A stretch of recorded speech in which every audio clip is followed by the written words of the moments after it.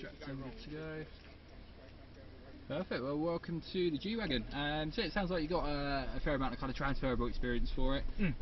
As you'll know from those experiences, of course, off-road isn't about the speed, it's about the survival, isn't it? With most of our obstacles here, they are pretty rough and bumpy.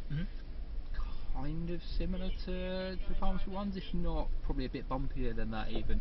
So it tends to be about 5-ish miles an hour for the most part around most of here. Of course. As you know, of course, any more speed and we'll probably all need to see a chiropractor afterwards. But of course the challenge is in the intensity of obstacles, isn't it, regardless of the speed. So we'll be up and down some big steep slopes, over the top of some big chunky rocks, through mud, through water and so on and so forth. There'll be plenty to see and do and to challenge us out there. Cool, man. How's the course kept wet? For the most part it isn't. So it will be quite dry out there right now. There is one bit that we do artificially wet. We've got a hill at the end of it and we had some sprinklers built into that, but the rest of it and the ground seam, I think they kind of try and kind of cut the ground into a bit of a bowl shape, if you like, to try and hold the water there. Water retention. Yeah. Yeah, for the most part right now a lot of it will be fairly dry. Okay. Tell us this will be going on YouTube with your permission, sir. What are we in? You tell us. Okay, so this is a G400, so this is 330 horsepower, 3 litre V6 turbo diesel. What speed transmission? 7, 8? 9 speed. Good lord. Any special locking diffs or hub lockers? Yeah, we've got some diff locks just there. So we have. Alright, so we will swap over just here, so we'll swing around and then we'll get you into the driver's seat. What do you normally drive on the road currently? Nah, very pedestrian, unlicensed minicab looking Toyota Auris hybrid. Okay. So, you should tell her it's your job. No, bus driver. It's humdrum, it's boring, but it's safe, reliable, and it does the job. Fair enough. Well, older vehicles are normally my bag. Okay. But I've also in the garage at home what I hope to be an appreciating asset, but my optimism has been dampened. A 2001 Toyota Crown. Okay. It's like a Mercedes E-Class, big estate vehicle. Yeah. Athlete V, so 2.5 litre 1JZ GTE turbo. But yeah, the market's not looking so keen, especially with these Trump tariffs. What the hell? There we go. That's alright.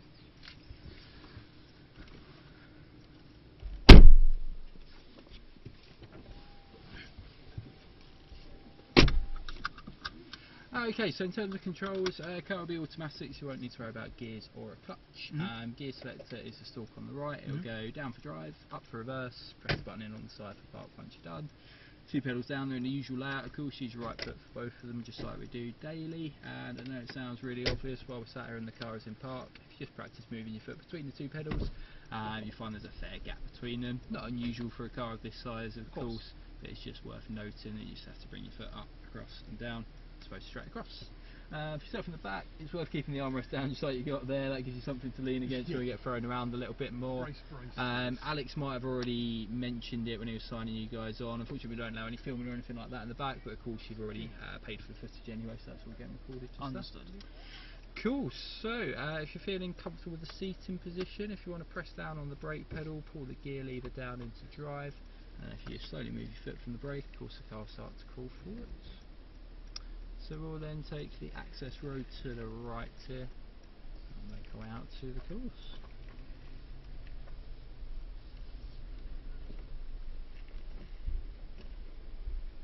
So at the end of the road here we'll take a turn to the left. It is a blind corner, just watch out for anything coming back. Of course there is a little mirror around the corner to help you see anything that might be coming. Understood, sir. So tell us about yourself. Who are you to this place? I heard that you're a driving instructor for new customers of AMG vehicles.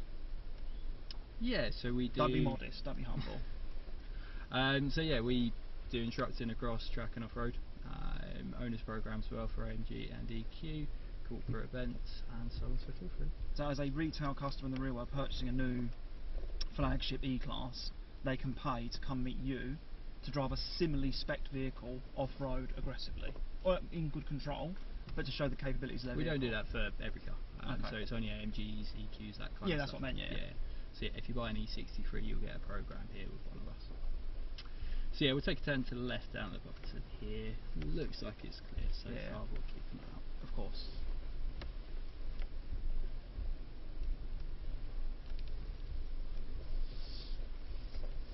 Right, so at the end of the road there will be a gate.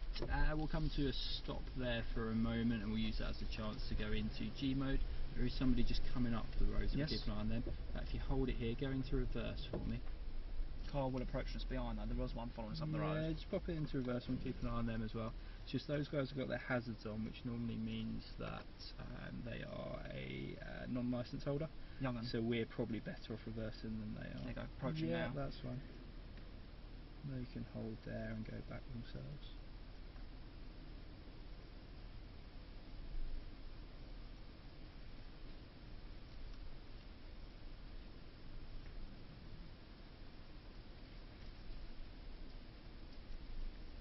If you go straight back for me, because then if we go back onto kind of the old circuit behind us, they can then come through in front of us.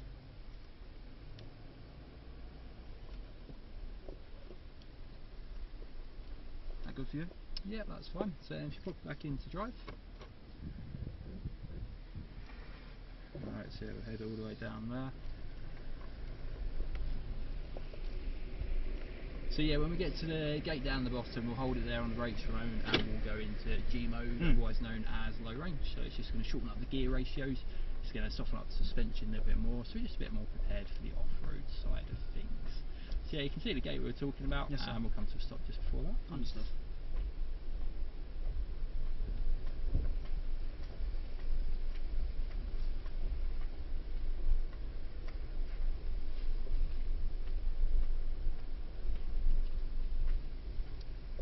Okay, so if you hold it about here, that'll do quite nicely. So go into low range, you want to do half push up on the gear lever into neutral, and then if you press the low range button just down there, pull the gear lever back down into drive, and then we're all good to go. And of course, as you might expect, you've got the car's quite different in terms of its responsiveness now, isn't it? So to start off with, you see those rocks there dead ahead? Yes, we're going to start by going straight over the top of those, please. So when you do it, we're not going to need any throttle at all. No, We've got enough torque at this roll. point, yeah, to let it pull over at the top of those. Obviously, if it ever gets stuck, then all we'll need is just that little bit of throttle to get us moving again. Other than that, of course, you can find you get quite a bit of feedback through the wheels. Just try and keep your thumbs and fingers outside. Yes, you break them. Yeah, you can do. What of so curbing? if you come off the throttle there and just let the car put itself through, and we'll be all good. Cover the brakes as well? If anything, I like to stay away from the pedals, to be honest, just so you're less likely to fall on top of them. We're unlikely to need the brake, and of course if we do, obviously we're going slowly enough that we can still get it stopped pretty quickly. This is remarkable. It's quite something, isn't it? Yes, so my feet, for the viewers, foot is welded, my foot is flat to the floor, this is entirely on idle. I'm not doing anything. Remarkable. Alright, so if we head around to the right, our next obstacle will be around the corner. It's going to be two bridges, normally going across a bit of water, but that will probably be all dried out right now, as you can see there. Yes, sir. So we've got a couple of options to help us really. We've got the onboard camera just there. Nice. So of course the yellow lines are showing you where the wheels are going to go. And then you've got the lights either side of the bonnet as well. There? Yeah, pretty it's looking seamless pretty good so far, isn't it? So yeah, you've got the lights either side of the bonnet as well, you can use to line yourself up. Then as you go across, you're going to want to be pretty slow and straight. Really minimal wheel inputs, because of course the logs are about the same width as the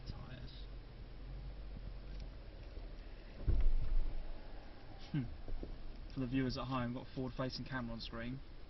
Remarkable quality, and there's a pair of guidelines as you would see in reverse. But I've got forward facing superimposed atop the bridge. Beautiful. Alright, so if we keep heading on the road up here, so this part is just about reading the road ahead really, isn't it? Just like you would have done before, so watching out for any big rocks, any big holes, any big crests, anything that has an increased chance of damaging the car or puncturing a tyre, of course.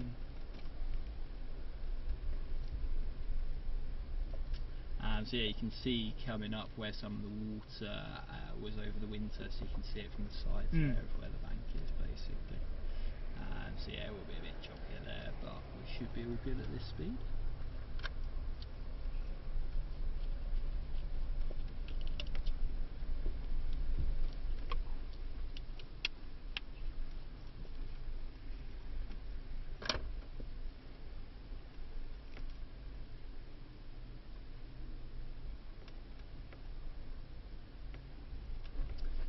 Alright, so then from here we'll go over that rocky road in the middle just there.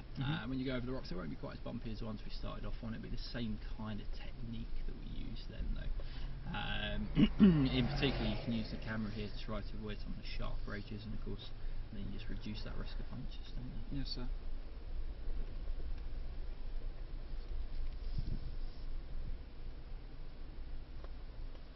And then if you look out the hill to your right just there, that's where we're going to go next. Yes, sir.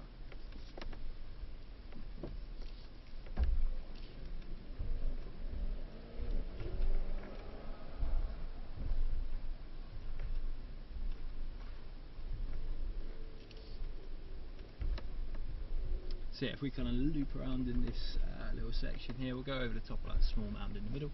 That will line us up quite nicely with the hill itself. On the way up that, all you're going to need is just enough throttle to keep the car moving. Of course, it probably works out about 3-ish miles an hour roughly. When you get to the flat surface at the top of the hill up there, we'll come to a stop for a moment. Just double check the other side is all clear.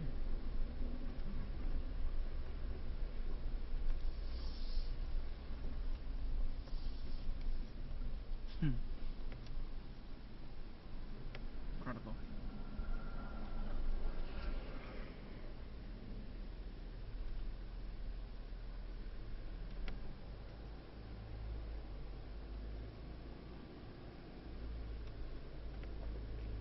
So if you hold it there for just a moment for me, and then as you head downhill, like we did with the rocks, if you just stay off the pedal, you'll feel the car should control the speed pretty nicely on our behalf. Obviously where it's in low range, and the engine braking is a bit more sensitive, so that will help us. Alright, so if you come off the brake, yeah, just come off it completely. Remarkable. So what is doing that now? The transmission... Yeah, like we just said, that's almost if I'm where covering the foot brake, how effective this is. Yeah, so it's just where it's in low range, just the engine braking is a bit more sensitive, isn't it? To the left side. Alright, let's take a turn to the left here. So then from here we'll take the second turn to the left, so you can see where the four wooden posts are. Yeah, exactly that. And we turn to the left just before that. Low range, is it single gear operation? It's not going to give it a low range of the previously known 9 speeds, is it? It's just shorter ratios, but it's still... So could it be driven, maybe top speed like 20, would it still shift for gears? Yeah, you could still get probably 50, 60-ish. Okay. Alright, so yeah, if we keep heading on up the road, we're going to start to take on some of the bigger obstacles now. So when we get up to the gully here, we'll come to a stop. I'll just talk you through the plan a little bit more before we head up it.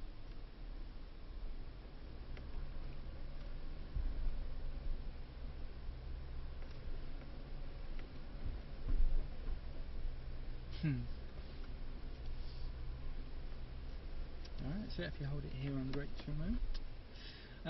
Cool, so we can do up to 35 degrees on our side with one of these. If we just bring up the onboard computer, that will help you see what kind of angle we're getting to.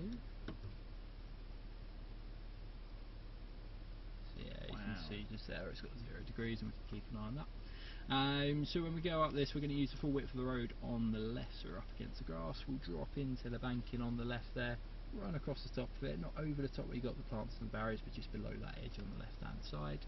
Speed wise will be pretty minimal, probably 1 or 2 miles an hour is your best bet. If you look a bit further up the hill, you can see where it gets a little bit steeper. Of course at that point we might need just that little bit of throttle to keep us going. The really key part here is just try and make sure that we keep the steering inputs really quite subtle, really quite minimal. A lot of people feel a need to turn away from the centre. The more we do so, the more it's going to slide down the slope potentially. Okay. Alright, when you're ready. Very good, sir.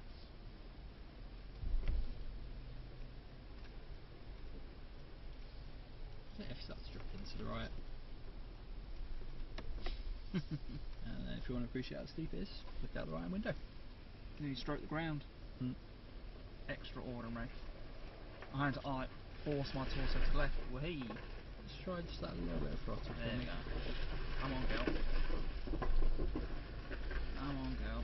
She'll manage it. There we are. Okay, so if we take a turn to the right at the top here then. Magnificent piece of kit. Obviously, doubtless you've had many platitudes and compliments and boring Top Gear kind of quotes, but this is magnificent. this is incredible how sophisticated and seamless it is. Me, utter novice with single-digit hours of off-road experience, tackling stuff like that with ease. Yeah. Incredible. Left or right, sir? We're going to go for the left-hand lane here. Once we get into that, we'll come to a stop for just a moment. Again, sir. Now this is incredible, and obviously the footballers, high street school mum, and all that kind of drivel. But as a off-road equipment, yeah, extraordinary, incredible. All right, so if we hold it here on the brakes for a moment. Okay, so having got up the hill, obviously we now need to find a way back down it. So this is our ski slope. This is 38 degrees head first downhill. So we've already felt how, like with most automatic cars, as you release the brake, the car starts to pull forward. It's kind of like a biting point on the clutch, really, isn't it? What we're looking for here is that kind of lowest possible biting point on the brake, just to really keep the speed of the car under control. Then we're going to stop the car constantly as well. It won't feel necessary at the time, or at least it shouldn't, because what we're trying to do there is make sure that we don't build up any more momentum than we need. And we've got, what, 2.7 tonnes worth of car underneath us, so at that kind of angle, gravity takes over pretty quickly if we allow it to. So the key there really is to try and stop the car well before you feel you need to, because by the time you feel you need to start, it's probably already too late. Yeah, exactly. So yeah, it'll be slow creeps and constant ups until we get to our target, which will be 60% on the decline just there. Just hold it here a little bit longer for me. So yeah, when we get to that point, we'll then hold it there on the brakes again, and then when we're ready, we'll begin our descent properly. So at that point, we'll release a bit more brake pressure than we have done before. Now when you do that, you're likely to start to feel and to hear the wheel start to lock up and skid. When that happens, it sounds a bit counterintuitive, but all we need to do is just release a little bit of brake pressure, and that'll allow the wheels to rotate again. Other than that, just try and make sure the steering wheel stays nice and straight the entire way down. If you're not set up dead straight, it's not the end of the world. We have got time and space down the bottom to deal with that. Obviously it can become a bigger issue if you start trying to change direction on the slope, so that's when we're more at risk of potentially having a bit of a roll, isn't it? Alright, when you're ready, let's give it a go. So yeah, I'll probably stop it just there, just so you don't start with any excess momentum, if you like, and then release the brake just enough that it starts to move, and then hold it tight there. So try and stop it just a little bit sooner, and then just a slight release of the brake, and then hold it tight again, just like that. And of course, as you get to more of an angle, that biting point, if you like, on the brake will become lower overall. So you have to hold the pedal a bit tighter overall. And then of course, where it's at a bigger angle, it accelerates faster, so we have to stop soon to counteract that as well. Okay. Alright, so if you go for a slight release of the brake. That's it, and then hold it tight there. And then stop it there again. Just be ready to just stop it that little bit sooner. It's not a necessity yet, but obviously when we get to more of an angle, the more we have to reapply the brake, if you like, the more risk there is of locking up. So I'll probably stop it about there, for example. You can feel the difference of that. Alright, let's give it. Just try and hold it a little bit tighter overall for me. So once you kind of found that biting point, just hold it at that stage. Okay. Yeah, can you feel the difference there? Yeah. Perfect. So we're about a third of the way to target.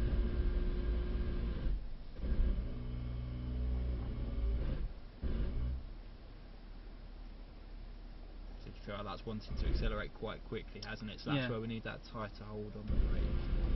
Just past halfway. So now we're getting into the last third. So this is the tricky part really, because now as the rear wheels come over, the rear of the car is unweighted. So if we have to reapply the brake sharply, it will lock up at that point. So that's where we really have to stop it nice and early. So if we get into that last 10% there, we're now probably looking for like a percentage at a time, especially now we're at 58%. Yeah, might need to just release the brake now. We're going. It's gone. It's gone. It's gone. Yeah, very delicate. We're talking millimetre on a pedal. Really so trying hard hard through this bit of water here in the middle.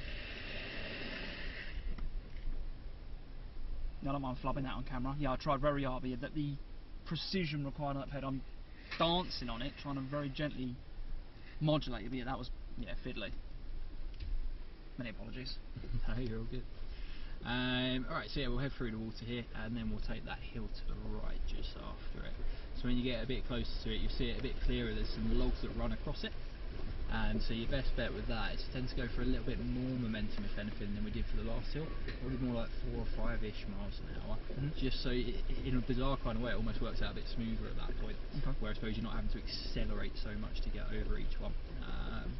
Tend to position myself just to the left of centre as well, because when you get closer to it, you see how it's a bit dipped in where everybody else has run. Yeah. But where it is so worn away at that point, if anything, you've got more climbing to do when you go through those dips now, where it's worn away at the surface so much. So yeah, like that's looking pretty good. What of the trees, hedges? Not worried? No, that's all good. Lost momentum, didn't I? Yeah, as long as you balance on the throttle, that'll be okay there.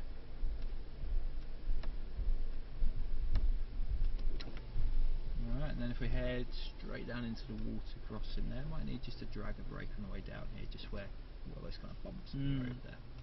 And then when you go into the water crossing, this is the deepest bit of water we'll probably go through today. So the top of the walls either side are about 50 centimetres tall. Just watch out for the way the water splashes out over the walls, of course, because it makes them pretty hard to see. So you want to be slow and central the entire time. Ready? Ready, sir.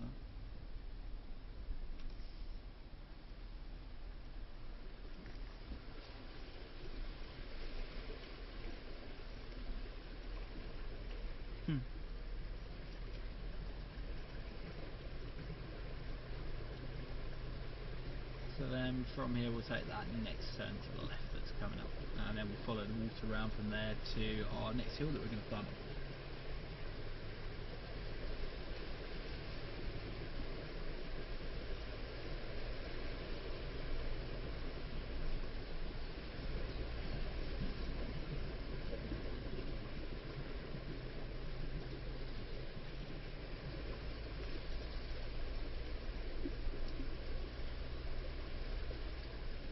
Okay, so if we keep heading around to the left, once we get to the end of the water, we'll come to a stop for a moment, and we'll have a look at the hill.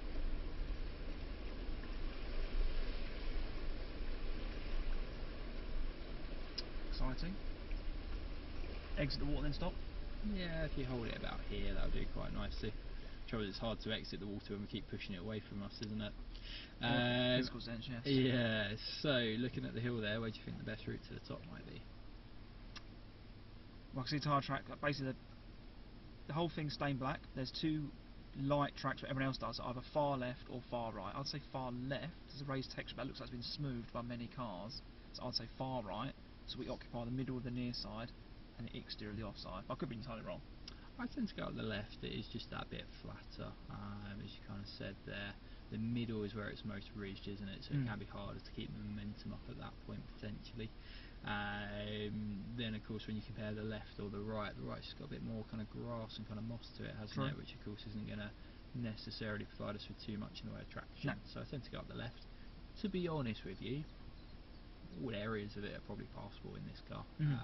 But yeah, the left is probably our best bet. When you head up this one, I'm probably looking for pretty minimal speed again, like 1 mile an hour roughly.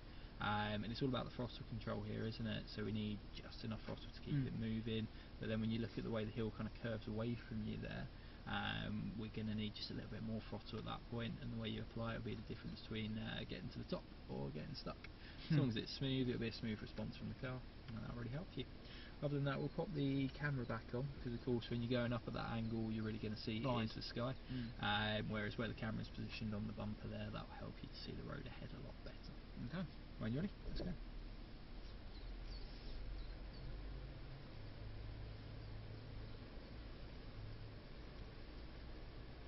So if anything, I'll try slightly less pace, and then just be ready with a little bit of throttle. And then you can apply just slightly more, and you need just a little bit more again, and then just keep an eye on the camera if you need to, so you can see the road ahead.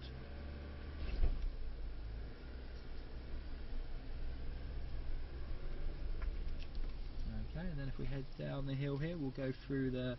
Actually, I'll tell you what, we'll go over the log run on the left there instead, shall we? So with the logs, I'll probably treat it the same way we did the rocks earlier. No pedals needed really. If it ever gets stuck, then of course you can give it a little bit of throttle. Again, you can use the camera to kind of find your best route through it if you can. A lot of the logs across there are kind of grooved across the top, so if you can kind of try and keep the wheels in the grooves, of course it'll be a slightly smoother passage. Easier said than done, of course, but it's worth a try. So yeah, if you had a long log run there then.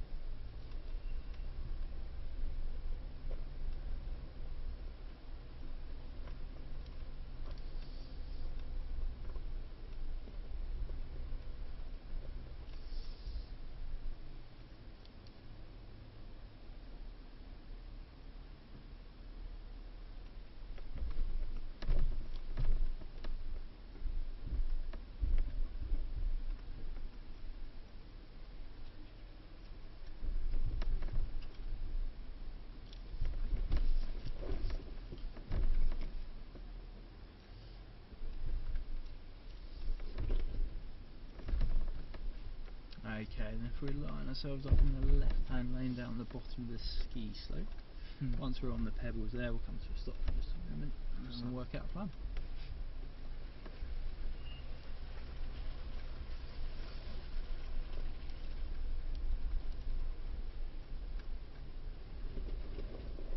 Yeah, that'll do us nicely.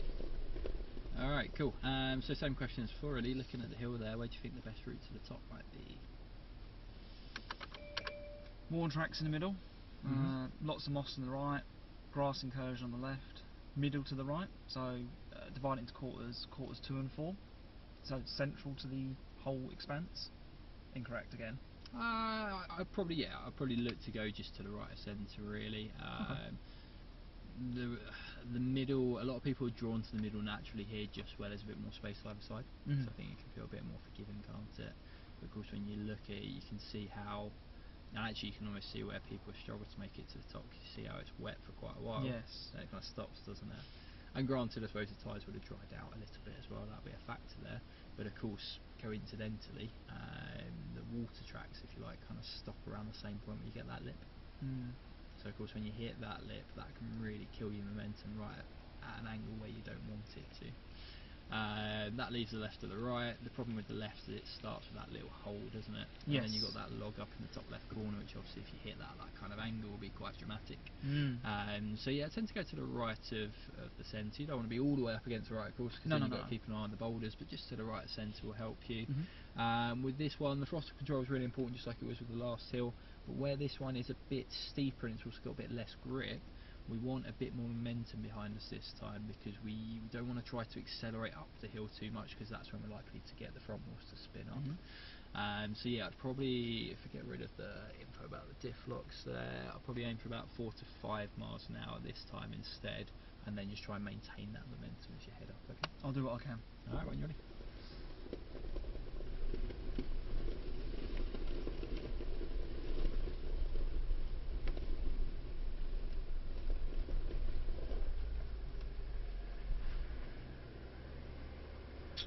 Already fumbled it, haven't I? Alright, so if you hold it there on the brakes, go up on the gear lever into reverse for me, and then just slowly drop it back down. Might need a bit to the left to straighten ourselves back up again.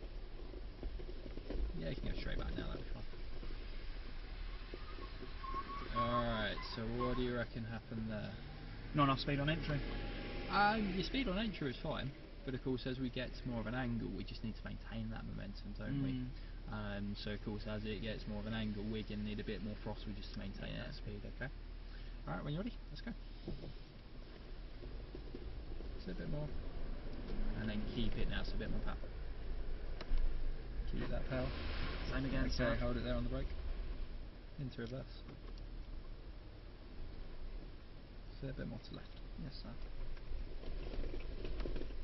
I don't mind this. I have the humility and the grace to admit I'm learning. Yeah, sure. And I don't mind. We don't all start off in rocky montages and winning. What am I doing wrong? Be frank and direct. Just like we already said. Not we enough. just need to keep the momentum a little bit more. Okay. Have a go? Alright, when you're ready. So a little bit more power now. So keep that power. Keep that power. It's some hesitation. Try and be smooth with it. Yeah, Alright, let's hold it on the brake. I hold am. It on the brake. This is me holding it. Go up into reverse. Okay, so I'm being nervous, clearly, and I'm not being aggressive enough as I'm getting halfway up. so the way we tend to work it is if we've not made it in 3 attempts. Give up. Yeah, Okay, generally. Embarrassing, but I'll take it. I think I already don't mind if you want to abort it. if you go a bit further back for me. Yes, sir. Floor it, mate. No, not hell no, absolutely not. More or here, Paul? Honest, that would as do. instructor, we're at your behest. What do you reckon? Alright, so look, I just need to keep the momentum a little bit more. Let's try and go up the left a little bit instead. Let's see if that makes a bit of difference for us. So left downward is just to the left of where the water effectively Yeah, so is that there. smooth steep Yeah. of steps. Let's see if that makes any difference for us. But just need you to maintain that throttle a little bit more, okay? What we're doing is we're getting about halfway and we're taking a bit of a lift. Yeah, because it feels like I'm being thrown out the Then seat. when we're stopping at that point, gone. It's effectively, gone. we're then trying to accelerate back up it. Not a chance. Obviously, we've got quite a big angle to it. Yeah. The front's very light, the front wants to spin up as a result, okay? Right. Alright, when you're ready. Last chance, and we'll give up, okay? Yeah.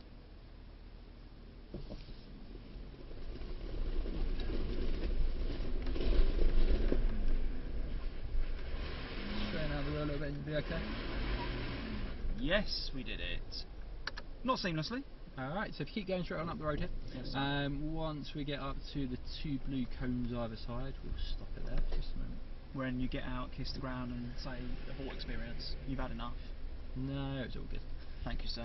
So yeah, if you go between the 2 blue cones, we'll stop it there for a moment.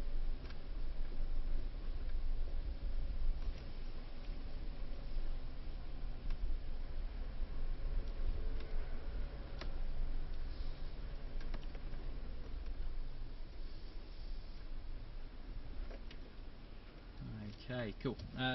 So this is another area where the camera is quite helpful because of course when you look out the windscreen at this point you can't really see a lot, can you? No. If we get a bit closer to the edge there you'll be able to see what we're dealing with a little bit more. So if you hold it there for me. Staircase. Yep. So look, when you head down, obviously it's a fairly big drop, isn't it? So we're going to need to control the speed of the car on the brakes, hold that nice and tight. Then try and stay aware of what's going on the camera screen as well, because I think when you look out the windscreen, a lot of people feel the need to turn away from the trees. But of course when you look at the camera you can see how the trees aren't a problem, are they? No. But if anything, if we keep going to the left we're going to fall off the side of the slope on that side. Yes. Potentially hit those trees instead. So when you head down, if anything, we're going to need a bit of a turn to the right, aren't we? Just try and make sure that we do stay on the stairs. So just stay aware of what's going on the camera. The track of the vehicle is not wide enough to ride these ramps, are they? We are going to be boom, boom, boom every step. Yeah, you wouldn't get both sides No. on them. No. Is it worth trying to get one side on? If anything, you're better off on the steps fully because that will control the speed better. Otherwise, if you got one side on the slope, that's going to want to go faster, isn't it, than the other half. Okay. Alright, when you're ready. So a bit more to the right. Yeah, that's looking pretty good. If anything, just a little bit to the left, or at least straight on the wheel and you'll be fine.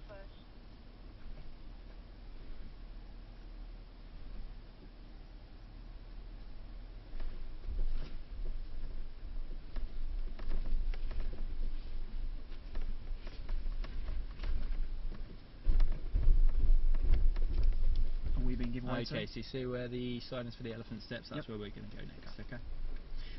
Once you get up to those, we'll just park up for a moment and talk through the next obstacle.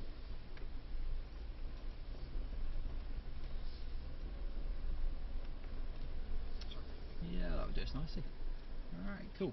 So the elephant steps here will show you the kind of articulation you can get in the wheels, so you feel the way they can compress all the way up into the wheel arches. You can also drop about a metre away from the car as well, so you feel the way it kind of twists and squats on each corner as it goes over these bumps here. So this one again, pretty minimal speed as you go across it, just enough throttle to get us moving to start off with. Then you remember how we said with the rocks at the start about the feedback you get through the wheel? With this you're going to get a lot more of that, but just bear in mind the car's going to naturally straighten itself out for the most part, isn't it? So we don't need to take big swings at the wheel, just occasionally small corrections, and all will be well. When you're ready.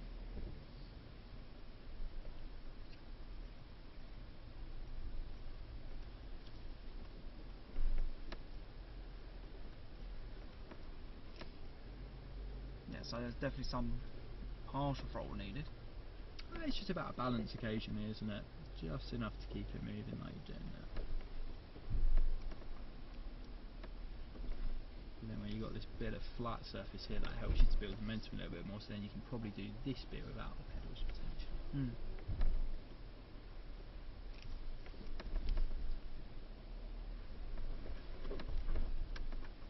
Okay, so if we then take a turn to left here, we'll go over the cross axle next.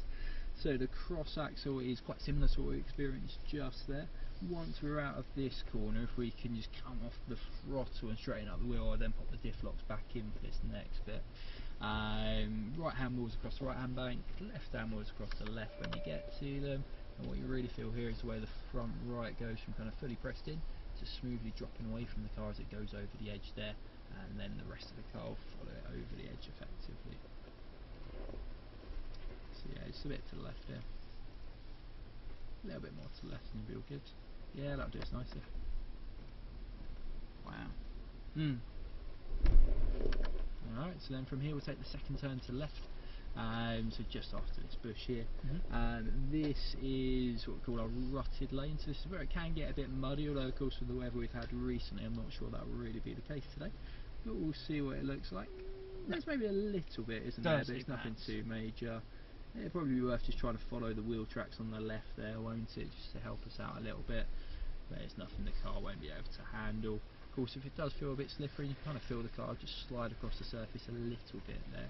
Just bear in mind, the more we use the wheel or the pedals, of course the more likely we are to exceed that limit of grip, aren't we? Yes.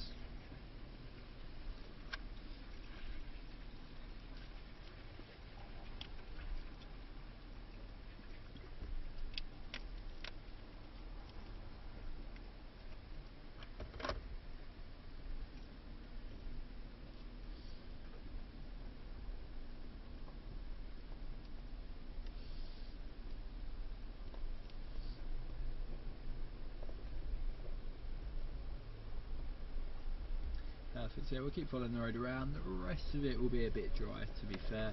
It might be a bit muddier through the last left of it, but not like it was there. No. It should be all good.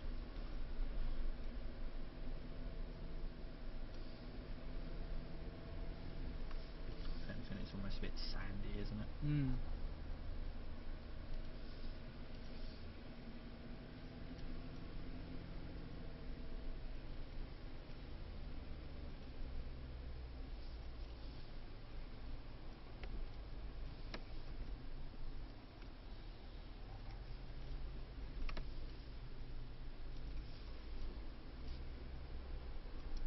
Alright, perfect. So then from here, if we go straight on, you see where you got the bank there with the rocks on, the boulders, I suppose, really on top of it. You see how you got a bit of a pathway just to the left that you can run across. So we're on the right hand wheels across the top of that bank, basically, just because we can, really. So yeah, if you go a bit further across to the right, that'll be all good. Yeah, that's looking pretty good, isn't it? Anything, you can go a bit higher up if you want it. That's it. And then if you start to take a turn back down to the left, and then we'll head back up this central road here. Alright, so you see the hill at the back there? Yep. That's where we're going to go next, okay? Okay. So when you get to the top of it, you got a sudden drop, an immediate turn to the left as well. It's all blind out the windscreen. So if you do it at big speed, you wind up over in the Amazon warehouse the other side, so we'll try to avoid that. The camera here will really help you with your placement at that point though. It's all visible on there, so same as we did when we went down the stairs just now, really use the camera to help you with the placement. Other than that, it's the same kind of technique that we use to climb with the other hills. It's that really balanced throttle, fairly slow speed. And of course, the straighter the wheel is, the more it keep that momentum, won't it?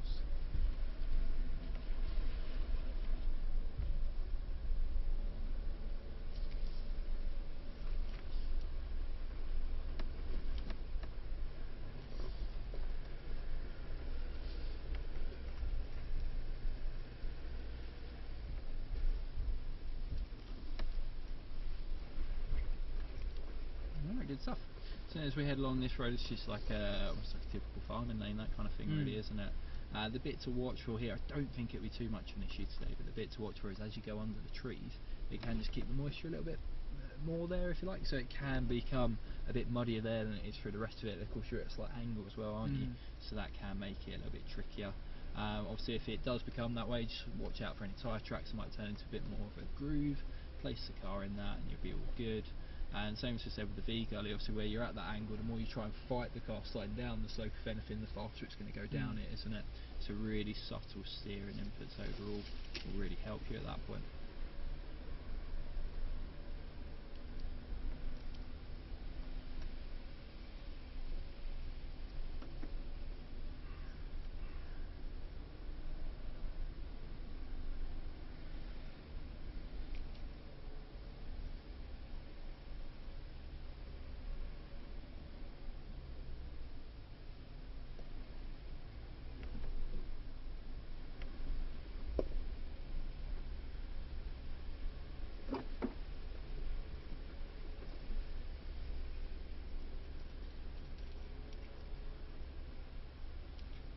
So you see you've got a bit of a rock in the middle there, but we've got enough clearance to straddle that, so it will be all good.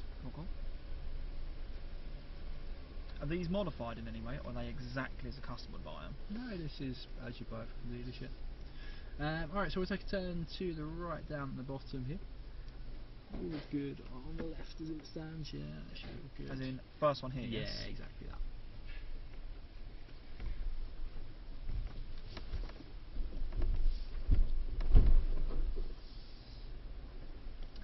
Perfect, so this road will kind of go around the perimeter of the road down at the bottom here, the perimeter of the course even. As you go up around the corner, the challenge here is where the trees start to get a bit narrower, if you like, a bit closer to the road. So it kind of becomes almost like a couple of width restrictions, that kind of thing, if you like. So the first one is right on the left hand corner. Your best bet at that point is to try and position the car a bit further out on the right. You just turn for it a bit later than you would do normally, so then it's just like straighter angles you go through the middle of them. So then of course it's a bit easier to adjust your line if you need to. You can use the overhead side of the camera there to help you with that placement. Just bear in mind, obviously, I think a lot of people tend to be really drawn to avoiding the outside tree, and then it becomes a bit easier to kind of tag the inside rear, if you like, on the tree on the inside. They get mirror blind, too focused on this, thereby ignoring that one.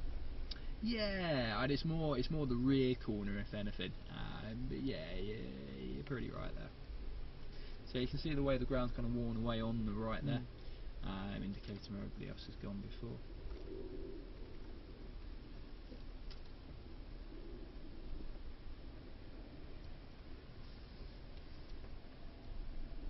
Yeah, all good. Then as you go through these two, if anything, they're a bit closer together, but it's also straighter as you go through it. So I think probably the easier of the two, really, isn't it?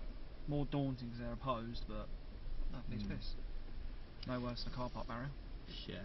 Alright, so if we go down to the right here, towards the end of this road we're going to have a hairpin left coming up, where it tends to keep a bit more water in it. Can't see any water there right now, but it's only muddier than some of the other bits we've been through. There's a tree on the inside, and there's one on the outside on the exit as well. It's kind of like we did back there. You want to position yourself out on the right to start off with, late turn in for it, and then just keep an eye on the left hand side of the camera if anything, because of course the line showing you where the wheels are going to go quite helpful at this point at times. So you get to a weird stage where it kind of looks out the windscreen like you're going straight out the tree, but of course that will show you where the wheels are actually going. But of course if it's in doubt, just drag a bit of brake and you'll be all good. That? Yeah, that's all good. As long as you do it slowly enough, it'll be fine. Lifesaver. How reliant we are on screens. Yeah. That's incredible, that system. Because what we've got the vans, City Line minibuses and Turismo coaches at work. And reverse, good. But that keep forward going one. round to the right there, sorry you were saying. Yeah, thank you.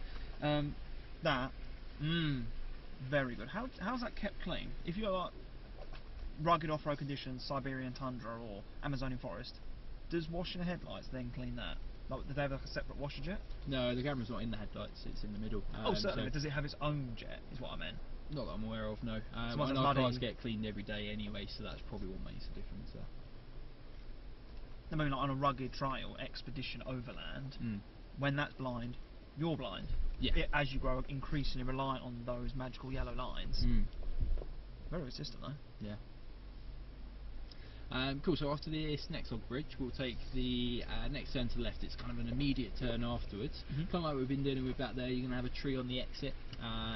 It's probably the tightest one of all these corners that we've done so far, so you will probably need a bit of brake just to keep it in tight. Okay. So yeah, all the way around to the left. Yes sir. And then that's the tree we were talking about just now.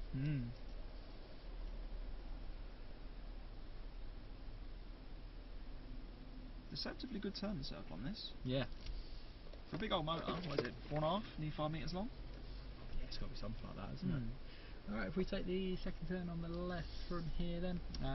So the first one is straight after this tree, the second one is just where the mud is there. So, like I said earlier, if we can try and get ourselves into one of the grooves there where the tyre tracks are from other cars, that will help us. And then try and keep the line or the wheel as straight as you can as you go through it, and we'll be all good. Then a bit further up the road, you see how you got the logs running through I see 'em. the road there. When you get to the fourth one, that's the tricky one here, because there's two quite big holes right where the front wheels go. So you hit it quite a bit lower than you do the others, and you kind of bounce off of it if you're not careful. So at that point, just try and bring the car in a bit more central, so the left-hand wheels will go over the middle of it, and that will really help us at that point. Okay.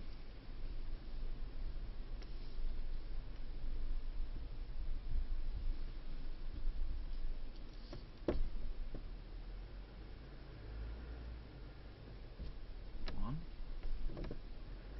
Try and just do it all on the throttle. We won't really need budge brake. It'll be this next one coming up. So slightly towards the middle, Yeah. whilst being Yeah, that's good.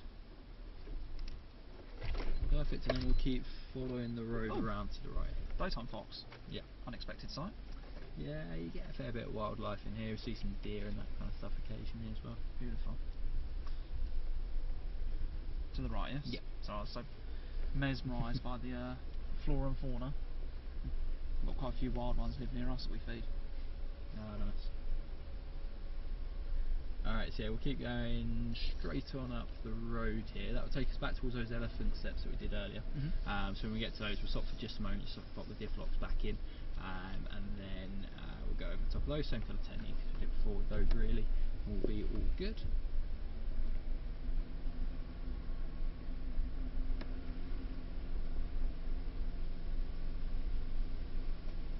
What do you prefer, the Whizzy V8s on track or off-road with this? I imagine that's a more exciting experience for the adrenaline and craziness. Track's my background, it's what I know best. Yeah. So, you know, yeah, I've probably got more affinity towards that, but off-road's a good challenge. It's a nice little change of scenery for us as well.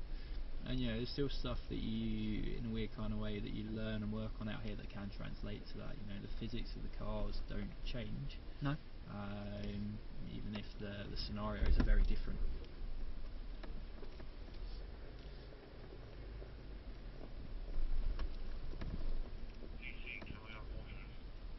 If anything, you can find sometimes where people go over it less this way, it almost becomes a bit bumpier this side. You can see how this coming up looks like a much bigger bump this way around, doesn't it?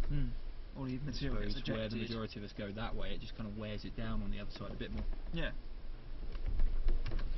Alright, so if you take this turn to the right, so you've got some dyno steps just around the corner there, and then around the corner from there we've got a very small version of the bridge that we did earlier on. So when you do that, I position myself on the right, really kind of square it off like we did with the trees a moment ago, then use the camera to help you. If it's in doubt, you can always back it up a little bit to try and line yourself up with it again. And of course, the slower you do it, the more accurate it'll be, won't it? Yes, sir.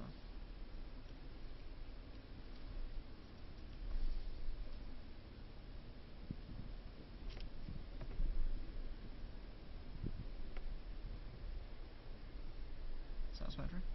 Yeah, I think we kind of missed the start of it and then managed to get back onto it a little bit, didn't we? So that's Best all good. intentions, sir. It's not easy, is it? So if we take this turn to the left here, and that's probably the hardest one where it's so short, and you've got such a short run up to it as well, it's tricky to get that one right. So yeah, if you keep heading straight on up the road here for me. And then we'll keep going up that kind of left hand lane there as well. How you find it in the back? It's good fun. Incredible vehicle, sir. Marvellous and luxurious as well. Yeah. This is not just a tool, this is conveyance. It's lovely. So at the end here we'll take a turn to the right, then it'll be the next turn to the left. We're going to drop into a bit more water. Compared to what we did before, it might not be quite as deep, it won't be far off necessarily, but what you'll find with this one is where it's a proper kind of riverbed, if you like, it's a lot bumpier underneath than what we did with the water crossing earlier. So yeah, down to the right there, and you can see where it gets muddy, and yeah, that's where we're going. So yeah, just down into the left there. Actually the water's reduced quite a bit, hasn't it? Yeah, I can see on the banks where it's sloshed exactly. up.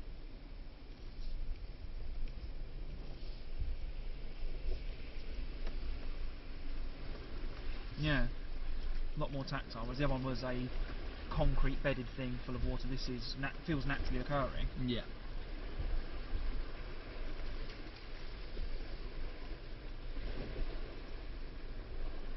Yeah, perfect. so we'll keep going straight on up the road here. You will see a bit further up the road there's a bit of a drop just kind of in line with that bush on the left there.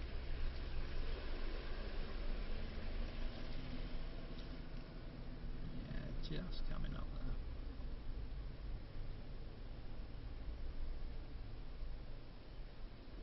there. Yeah, we'll keep going. We're going to head back to that water crossing, so where that sign on the right is. Same kind of technique as you did before, kind of 3-4 miles an hour as you go through it, will be perfect. Okay.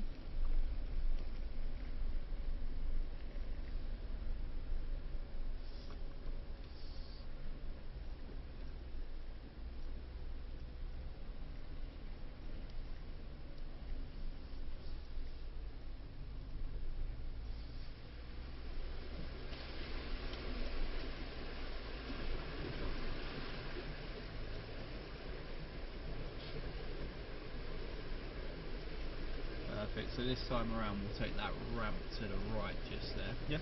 And make our way back towards the gate. Cool thing.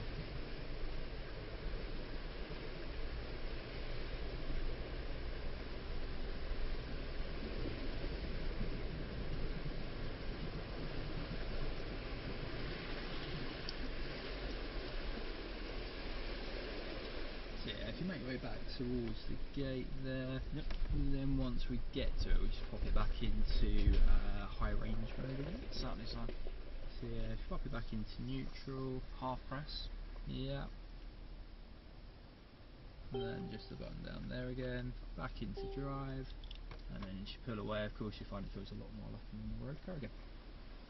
Just like that. No, very impressive, sir. Very good stuff. Good stuff. So yeah, it's cool to see what the cars can do, isn't it? Obviously, as you mentioned earlier, they're quite a popular and fashionable car, aren't they? But Yeah. they're built for a lot more than driving around the streets of London, as that kind of shows you. Really, there's a lot of engineering and technology that goes into them. Exceptional. No, I really enjoyed that, man. Thank you. Yeah, good stuff. So yeah, we'll come out the same way we came in, so we'll turn to the right at the end here, we'll go back along that access road from before, Of course. park up in the same spot, and then we'll get you guys back up to the building from there. Certainly, sir. What's the legalities of yourselves driving between the two sites? These aren't road registered, are they? No, they are road registered cars. Okay. But yeah, so it's more of an insurance thing, if you like. Of course. It would be pretty expensive, I suppose, to insure everybody to drive at that point.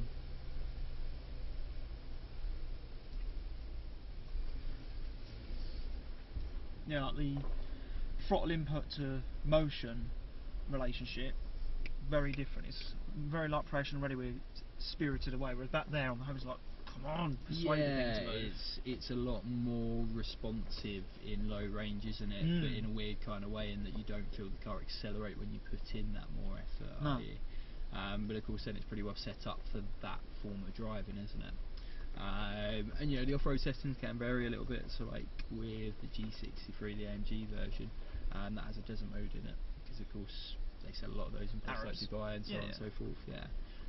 So of course when you're driving through dunes and that kind of stuff, actually you need a bit more momentum than you need on this kind of rougher terrain. So actually for that it's a slightly longer gear ratio, so it feels quite different again. They know their customer as well. Well, yeah. I know there's that thing, is it the GLE? The bouncing thing. Like it can bounce itself out of sand. There's that famous meme of some, like, I don't know what type of music you call it, funk. Basically like the car's like, and it like jumps. Right, yeah. And like it goes vroom, vroom, vroom, and it's like people doing it down streets to show off how much money they got. Yeah. So yeah, if we loop around here and then we'll sort back over.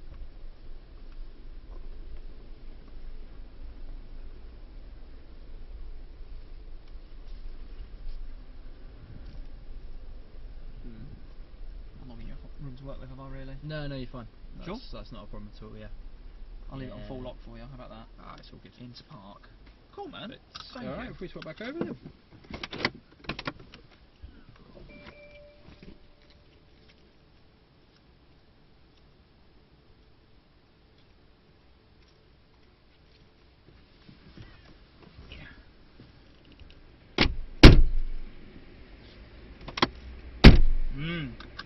Yes, I hear the difference.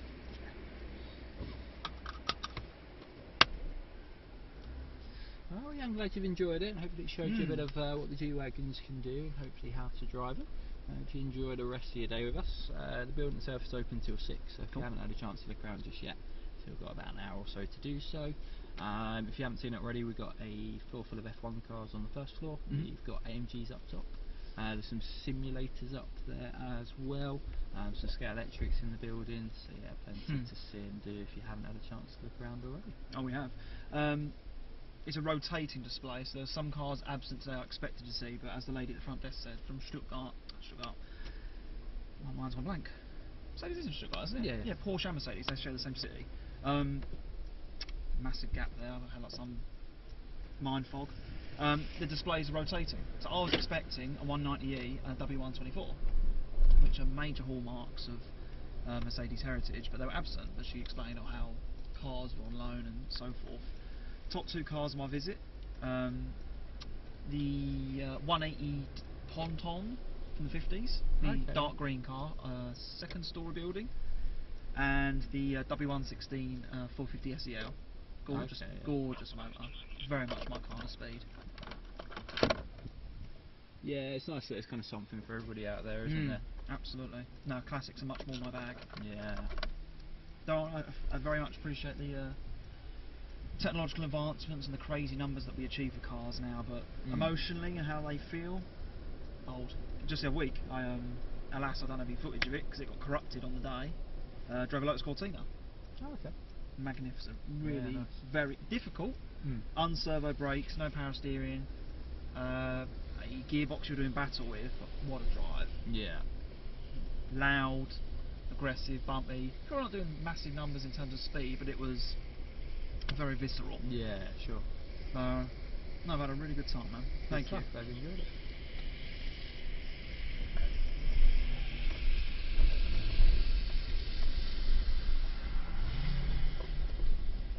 Huh?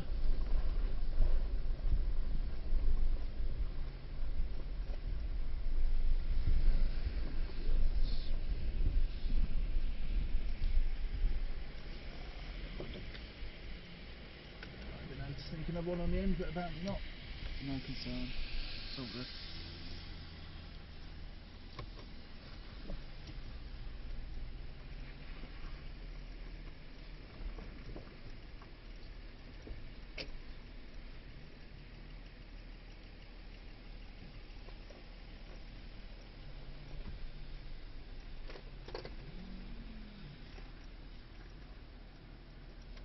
Right, so if we take a, No apologies. if we take a walk back to the gate.